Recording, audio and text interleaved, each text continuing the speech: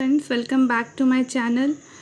Now today I'm here with the topic linear transformation. मैंने आपको पिछले वीडियो में बोला था कि मैं नेक्स्ट टॉपिक में ये बताऊंगी। ये नेट के पॉइंट ऑफ व्यू से बहुत इंपॉर्टेंट टॉपिक है लीनियर ट्रांसफॉर्मेशन। ठीक है, पहला तो ये कि सिंपली लीनियर ट्रांसफॉर्मेशन हम किसे बोलते हैं, तो ये आप पहले इसका सिंपल डेफिनेशन समझिए।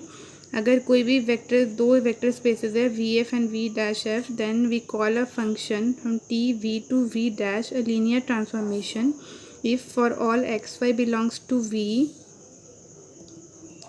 and for c belongs to f, जो फील्ड हम ले रहे हैं।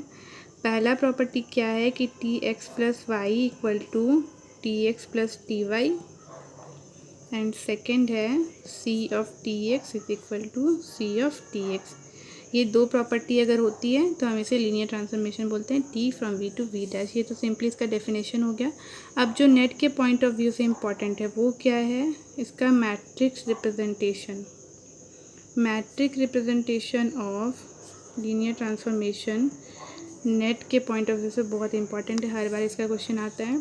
तो ये आप देखिए हम कैसे डिफाइन करते हैं। टी तो हो गया कोई linear transformation from V to V dash, दो वेक्टर स्पेसेस है V F and V dash F. ठीक है, अब हम बात करते हैं। पहला आप ले लीजिए beta one ordered basis. Basis के बारे में आपको पता होगा, आप इसे पढ़ सकते हैं और डिटेल्स में वेक्टर स्पेसेस बेसिस।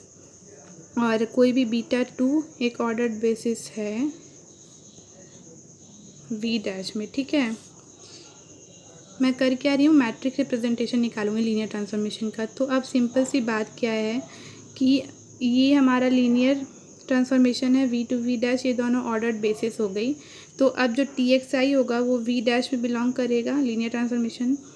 अब हम क्या देखेंगे कि ये एक बेसिस है, तो हम टी एक्स आई को as a linear combination of Y one Y two dot dot Y M as a linear combination of ordered basis beta two लिख सकते हैं। ठीक है, ट्रांसफॉर्मेशन के अकॉर्डिंग। तो पहला टी एक्स वन देखिए कैसे होगा। ये मैट्रिक्स के कोफिशिएंट्स मैं ले रही हूँ क्योंकि मैट्रिक्स रिप्रेजेंटेशन है। ऐसे करते करते ए वन एम वाई एम। ठीक है, ये हमारा पहला हो गया। कुछ नहीं कर रही हूँ, बस मैं लीनियर कॉम्बिनेशन बना रही हूँ। फिर टी एक्स टू का भी मैं यही करूँगी, टू वन हो जाएगा ये Y one A two two Y two A two M Y M. ठीक है, ये आप इस तरह से सिमिलर वे में प्रोसीड करेंगे तो आपको टी एक्स एन तक मिल जाएगा। A N one Y one A N M तक जाएगा। फिर ये इस तरह से आप लिखिए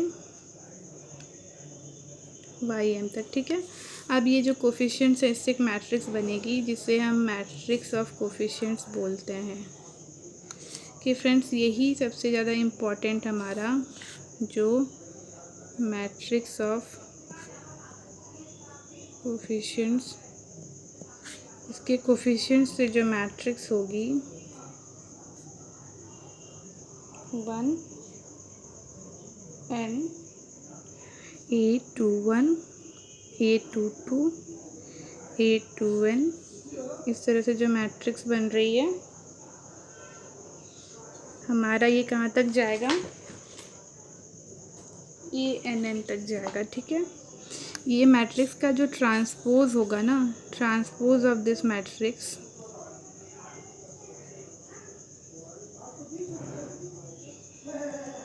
वही हमारा जो होता है वो linear transformation of matrix from beta one two beta two. यही हमारा जो मैट्रिक्स है एग्ज़ाम में इसी को फाइंड करना होता है। तो आप देखिए कुछ नहीं था, लीनियर ट्रांसफॉर्मेशन हमें पता है, उससे हम उसका मैट्रिक्स रिप्रेजेंटेशन निकाल लेंगे और उससे फिर हम क्या करेंगे, उसका ट्रांसपोज कर देंगे तो हमें उसका मैट्रिक्स कोफिशिएंट मिल जाएगा। तो कुछ नहीं किया है मैंने, बस इसको लिख दिया है। ठीक है, ये एन है, सॉरी एन तक हम गए, ये मैट्रिक्स हमें मिला। अब मैं कल इसके एग्जांपल्स आपको सॉल्व करके बताऊंगी। ये तो हो गई थ्योरी की बात, तब तक आप इसे अच्छे से देखें कि मैंने कैसे डिफ़ाइन किया है। और ये मैट्रिक्स रिप्रेजेंटेशन बहुत इंपॉर्टेंट है, बस दो ऑर्डर्ड बेसिस आपको लेने हैं। ये एग्जाम में क्या होता है, क्वेश्चन में ये दोनों बेसिस आपको गिवन होगी, ट्रांसफॉर्मेशन गिवन होगा, आपको मैट्रिक्स फाइंड करना है। ओके, कल मैं इसका एग्जाम्पल बताऊँगी। ओके, आज के लिए इतना ही। Will meet you in the next video. Thanks for watching. Please do like and subscribe to my channel. Okay, thank you.